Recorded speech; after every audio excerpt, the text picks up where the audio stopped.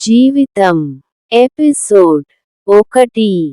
జీవితం అంటే ఒక అందమైన ప్రయాణం. ఒకే మాటలో చెప్పాలంటే జీవితం అంటే అనుభవాల పుస్తకం. ప్రతిరోజు ఒక కొత్త పేజీ. సంతోషాలు ఒక అధ్యాయం అయితే కష్టాలు మరో అధ్యాయం. రెండూ లేకపోతే కథ పూర్తి కాదు. 3 ముఖ్యమైన నిజాలు. 1.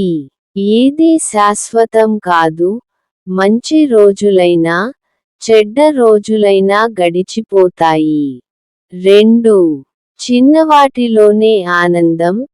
పొద్దున వేడి కాఫీ, పిల్లల నవ్వు, స్నేహితుడి ఫోన్ కాల్. 3. నువ్వు ఇచ్చిందే నీకు తిరిగొస్తుంది. ప్రేమ, గౌరవం, సాయం.